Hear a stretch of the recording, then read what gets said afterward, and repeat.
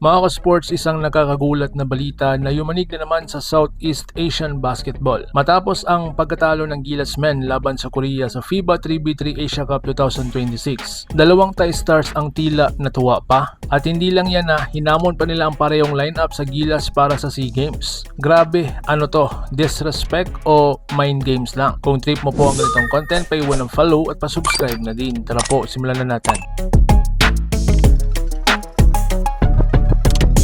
Mga ka-sports, hindi naging maganda ang naging laban ng Gilas Men kontra Korea. Sa kanilang score, malinaw na nahirapan ang ating koponan, lalo na po sa depensa at execution sa crunch time. New Zealand and You have Japan or New Zealand, yeah. elevate for the rebound. Cool will get it back down low.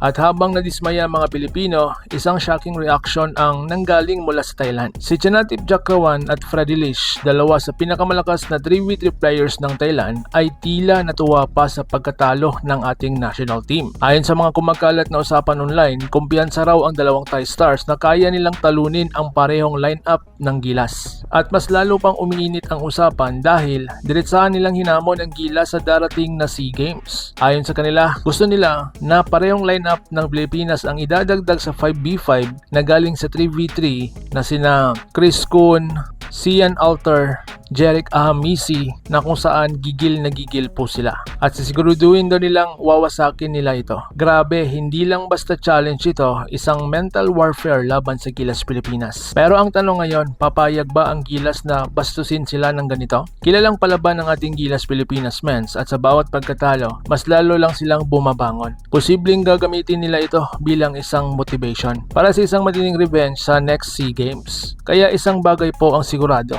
kapag nagharap ang Gilas at Thailand, hindi na po ito basta laro lang. Ito ay magiging laban ng pride, laban ng respeto at laban ng buong Southeast Asia. Handa ka na ba sa bakbakan na ito? Kung ikaw ay Team Gilas, i-comment mo, bawi tayo. At kung excited ka sa laban kontra Thailand, like, share, and subscribe. And don't forget to hit the bell para updated tayo pareho sa mundo ng basketball world. Laban Pilipinas puso, so paano? Ingat po kayo.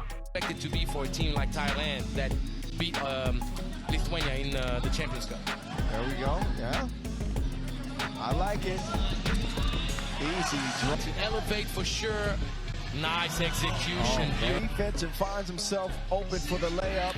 Oh my goodness. Mga ka-sports, kung hilig ninyong bumili ng mga Gilas jersey, Gilas accessories at mga gamit na pang basketball, habang nanunood po kayo sa aking mga videos, kindly check this basket on this lower part ng ating video at magpa-pop up yung ating mga items sa gilid. Mga legit po yung mga items dyan, and see to it po na makabili po kayo ahead of time kasi meron po yung mga discounts and mga promos depende po sa seller. And also, kunting suporta din as a content creator po. Salamat!